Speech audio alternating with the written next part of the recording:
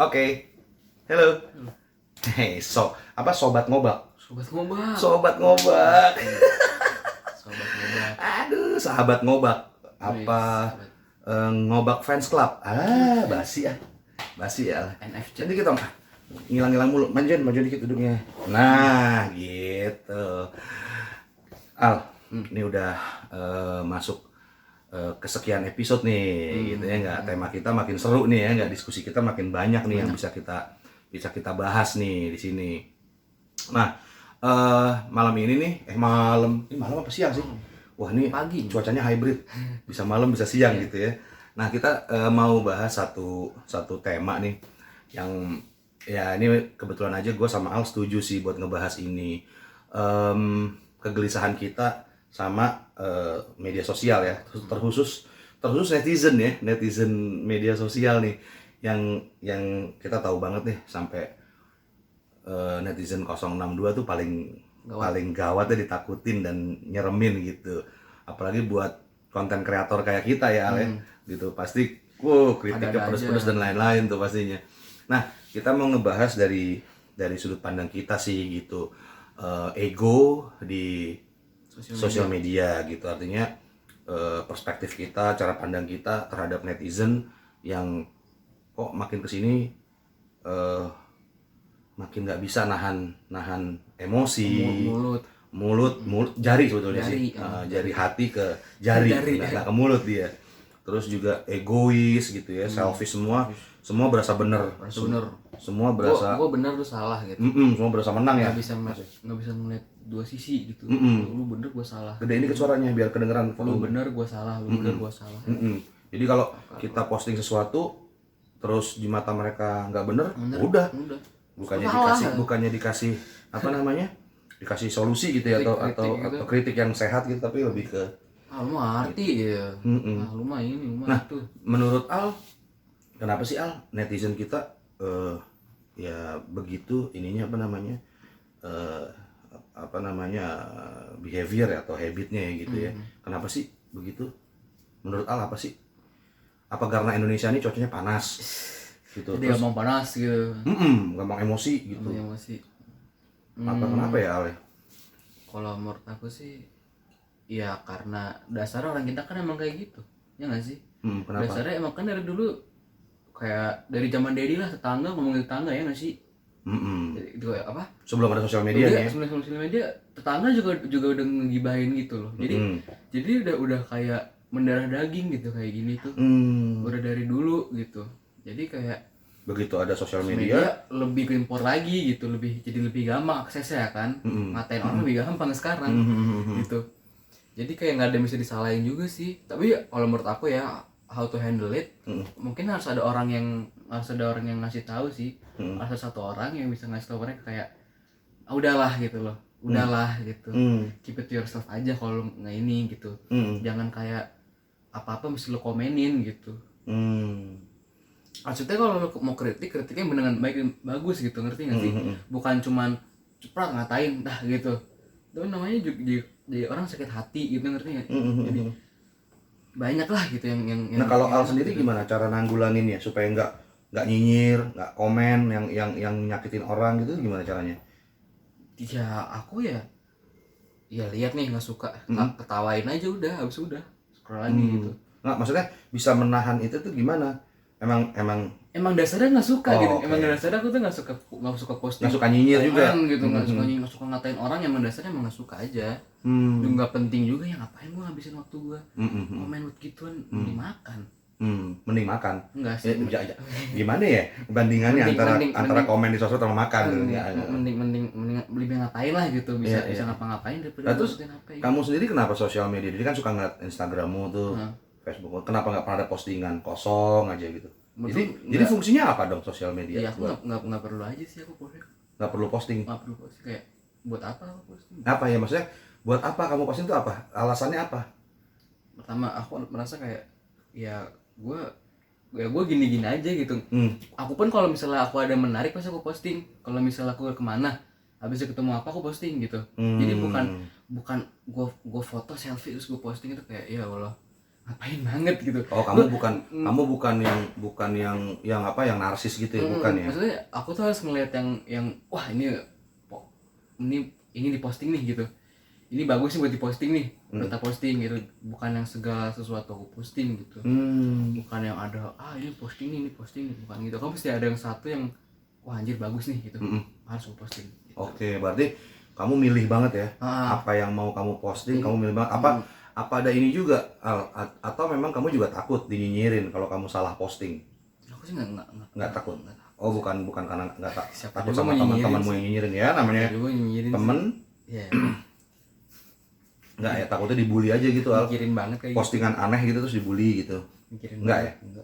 Oh, berarti kamu nggak mikirin banget ya. Nah, terus apa namanya? Ya kalau sekarang ini kan yang lagi banyak, itu kalau nggak salah pernah ada ya, anaknya salah satu pelawak ya, yang dibully banget ya Oh, sama netizen ya. itu Kiwil. Anaknya Kiwil ya. Anaknya Kiwil dikatain kan mukanya Mm-mm. mirip bapaknya. Terus sakit hati. Ya bagaimana emang mirip bapaknya Iya. anaknya. Aneh banget. Ya memang nggak bagus kayak gitu ya. Memang bagus gitu. Apalagi kalau lagi kayak Iya, iya. masa-masa kayak gini gitu, atau kemarin pas pilpres kemarin tuh. Wah, kacau kan tuh. Cebong kampret tuh bla bla bla bla. Jadi Cebong kampret sih emang nggak bisa habis, sampai sekarang juga nggak bisa habis cebong kampret tuh. Jadi, gitu. gimana ya? Di kayak Nah, kalau saranmu gimana, Al, buat teman-teman netizen, Al? Maksudnya ya kita juga bukan ngajarin, tapi paling enggak kan sebetulnya gini, ada beberapa latar belakang kenapa orang sekarang itu lebih ekspresif di sosial media. Yang pertama, gimana juga memang budaya kita dari dulu, budaya Indonesia ini memang minim banget berani speak up, minim banget. Jadi memang ada tuh apa namanya, kebiasaan-kebiasaan yang ya dari zaman dari sekolah gitu ya, kalau disuruh nunjuk siapa yang berani untuk kerjain soal di depan, diem gitu. Emang ada tuh begitunya nanti tuh. giliran ada yang Nah, depan pada ngomong betul. Jadi memang butuh satu media yang akhirnya bisa membuat mereka speak up gitu. Terutama orang-orang yang biasanya di dalam atau di ruang publik itu mereka nggak berani untuk speak up gitu. Jadi mereka nggak punya kepedean, nggak punya keyakinan untuk bisa menampilkan apa yang mereka punya gitu. Jadi ada tuh kebiasaan-kebiasaan kayak gitu, dan itu jadi budaya kita tuh. Jadi minim banget dulu, jarang banget tuh orang yang kalau ditunjuk maju ke depan langsung, atau kamu punya pendapat apa ngomong tuh jarang banget. Jarang, susah sekali. Mungkin di zaman Al juga, zaman dari SD SMP mungkin juga begitu. Siapa yang berani ngomong ke depan? Iya sih. Nggak ada, susah tuh. Jadi memang begitu ada media sosial di mana dia bisa berekspresi, menuliskan apa yang dia suka, berkomentar dengan apa yang dia suka, udah kelar ya. gaspol buat dia gitu. Artinya nih ruang gua nih, dia bisa bikin fake account ya kan, bisa bikin fake account, terus dia nggak pakai foto, nggak pakai profile, dia bersuara seenaknya dia aja. Aneh-aneh tuh biasanya apa tuh? Aneh gimana? Tinggi badan, tapi follower nol. Bikin nama-nama aneh ya, gitu. Nah, fake akun tuh, Al, namanya juga aneh-aneh tuh, Al. Iya, aneh-aneh tuh. Petinggi badan. Peninggi badan. Nggak, Kadang-kadang nggak ada fotonya, tapi komen-komen di ini apa di. Wow, naujubillah komennya. Parah, tapi ya itu pengecut itu menurut Dedi. Itu bukan ego sih kalau Dedi, itu emang coward aja, pengecut aja gitu. Ya itulah apa namanya. Tapi gimana ya? Mau dikata-katain kayak Kencengan dikit suaranya, Mas. Kamu mau dikata-katain kayak apa kayak mereka juga bakal lanjut baik ini sih. Iya, emang iya, susah dibilanginnya, Al. Makanya aku jadi kayak, apalagi kalau di akun-akun selebriti tuh, Al. makanya aku kalau ngomongin kayak gini males ngabisin energi ya nggak sih? Soalnya kayak lu mau ngomel sampai urat keluar juga kagak bakal keluar. Bener. Mesti ada yang polisi pak gitu. Kalau tadi kamu kan usulnya ada orang yang bisa bilangin gitu, yang ngomong. Kalau Dedi enggak. Kalau menurut Dedi justru memang apa namanya, Dedi setuju sama selebriti ataupun public figure ataupun siapapun lah yang punya sosial media yang matiin komennya. Jadi itu salah satu solusi menurut Dedi. Jadi ya udah mute aja komennya. Jadi memang memang itu salah satu cara supaya meminimalisir. Tapi kalau matiin komen orang nggak bisa berbagi pendapat loh. Tergantung, kalau kontennya memang butuh pendapat, misalnya kalau dia cuma selfie aja, ya udah matiin aja komennya. Buat apa? Tapi kalau dia membuat, tapi bisa DM. bisa ya, ya paling enggak kan meminimalisir. Iya benar. Gitu. Artinya kalau akhirnya dia bisa nge-DM ya itu kan lain cerita ya. Maksudnya itu memang udah sebuah konsekuensi kalau akun centang biru terus ngebahas sesuatu yang sensitif. Sebaik-baiknya lu juga kalau orang lihat mata orang salah juga salah gitu ya nggak sih? Iya mau sih. Mau lo ngomongin baik ya apa kok juga di mata orang sih salah gitu. Iya sih. Iya. Nah jadi kalau di mute masih juga ada yang nge-DM, ya berarti memang itu konsekuensi yang tadi dibilang, maksudnya yang namanya centang biru ya mau nggak mau lo harus.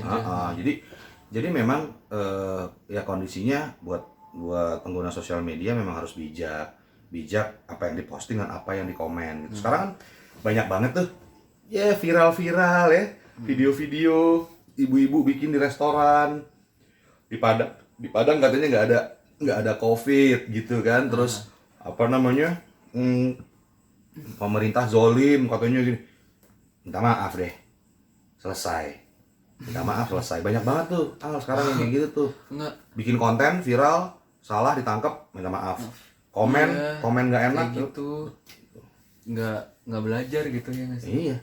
Iya kayak gitu mulu, bosen. Iya, nggak jadi nggak cerdas gitu. Maksudnya biasain komen dengan hal yang berbalik. Kita juga pengen mengomentari lagi, gitu. Misalnya dia posting nih Al komen, usahain komennya juga memancing diri untuk komen lagi di komenmu, gitu loh. Jadi ada interaksi, ada engagement. Nah itu pentingnya sebetulnya gitu. Lain lagi kalau misalnya memang postingannya sebatas cuman selfie atau cuma ngasih tahu pemandangan bagus, ya udah gitu. Tapi kalau misalnya kayak bikin sebuah tema gitu, bikin sebuah tema misalnya kayak lo pilih mana di hari gini gitu, jalan-jalan kan kita nggak bisa kemana-mana nih gitu kan, misalnya jalan-jalan di mobil aja ngilangin jenuh atau cuman mager di rumah nonton film misalnya. Nah itu kan butuh engagement. Gitu tuh baru komen gitu. Jadi memang ya gitu deh Al. Sedih sih sebetulnya, bukan sedih sih, maksudnya kecewa aja kadang-kadang sama orang-orang. Sampai kadang-kadang selebriti luar negeri juga disikat juga di Twitter gitu, disikat di mana, apalagi Korea gitu kan, kadang-kadang fans Korea kan K-pop tuh sama ini ribut gitu. Enggak, aku tuh nggak masalahin lu mau komen apa sih, kan pendapat lu ya, tapi lihat dong cara lu komennya gitu. Ya nggak sih, jangan nggak enak lah kan kalau mau berbagi pendapat lu bisa dengan baik-baik gitu. Iya sih. Jangan lu ini anjing bosan gitu. Jangan marah-marah dong gitu. Aku sih kalau kalian itu isi apa, bukan isinya sih, kayak how you comment it gitu. Cara lu komennya itu gitu. Jadi kayak as long lu cara komen dengan benar, pasti pendapat tuh bakal digubris sama orang dengan baik dan benar gitu. Orang bakal jawab lu dengan enak juga gitu. Jangan lu komen yang gak enak, komennya tuh gak enak juga lah gitu, ya nggak sih? Jadi problemnya bukan apa isi komen lu sebenarnya, cara lu komen gitu. Isi komen juga penting sih kalau misalnya ngata-ngatain ya, bukan. Jadi isi komen itu yang kalau kayak berbagi pendapat, ngasih opini, kritik gitu-gitu. Nah kayak gitu-gitu tuh yang cara komennya mesti dilihat gitu. Iya. Walaupun di sini ya sebenarnya kita juga menganut freedom of speech ya. Mau ngomong apa juga boleh sebenarnya, tapi ya setidaknya ada adabnya lah gitu. Ada norma-norma yang mesti ada kaidah-kaidah yang mesti inilah gitu, dijaga gitu juga, ya. Kalau beda pendapat jangan marah-marah dong kan, kita mau sih ya beda. Kita mah kan hidup nggak harus selalu berdampingan, nggak harus gitu ya. Justru dengan perbedaan itu kan kita punya pandangan lagi. Misalnya kayak Al punya pendapat berbeda soal konten gitu ya. Menurut Al kontennya harusnya dilakukan diproduksinya di outdoor misalnya. Jadi lebih suka di indoor karena lebih gampang ngaturnya, audionya lebih bagus gitu. Tapi kan ternyata outdoor juga ada plusnya. Nah tinggal kita sepakatin aja mana yang paling diobrolin gitu. Jadi nggak Jangan menimbulkan berantem. konflik, berantem terus betul-betul minta maaf gitu. Nah kira-kira sih begitu bahasan kita di episode ini gitu ya, ego di sosial media. Ya pendapat Al tadi ya, kalau bisa how deh, gimana caranya lu komen lo komen dengan cara yang tepat, kritik, opini dan pandangan lo yang tepat, jangan marah-marah, jangan emosional, apalagi di masa kayak gini semua orang sensitif gitu. Terus juga kalau dari gua ya, karena memang kita punya budaya yang dari dulu ya ditekan speak up-nya, freedom of speech kita tuh di apa namanya di apa ya, dibungkam lah gitu, makanya kita susah, orang-orang kita tuh susah untuk ngomong. Dan ya rasakan kalau zaman kita sekolah gitu ya dulu atau kuliah gitu ya, susah banget tuh untuk orang suruh maju untuk baca apa atau mengerjakan soal apa, siapa yang mau duduk di depan, itu susah banget gitu. Ya mudah-mudahan di generasi yang sekarang, di generasinya Al mungkin akan lebih banyak orang-orang yang berani speak up gitu, bisa ngomong. Jadi jangan cuma ngetik di sosial media doang, beraninya yang cuma di sosmed doang. Iya gitu, jempol kan nggak punya apa ya, nggak punya cara yang terbaik kadang-kadang untuk mengetik gitu kan. Ya, jempol kan ngikutin hati kan ya beda gitu kan. Kalau mulut pasti akan punya di sini banyak tuh sensor tubuh yang mengatur sebelum kita ngomong ketimbang ini nih. tapi emang ya jadi problem dunia sih soal netizen nih. Tapi cuma di sini doang kayaknya yang parah. sana juga kadang-kadang suka ngaco juga ya. Ngaco juga. Oke kalau gitu sampai ketemu di episode ngobak yang berikutnya sama Baja dan Al. Oke? Bye.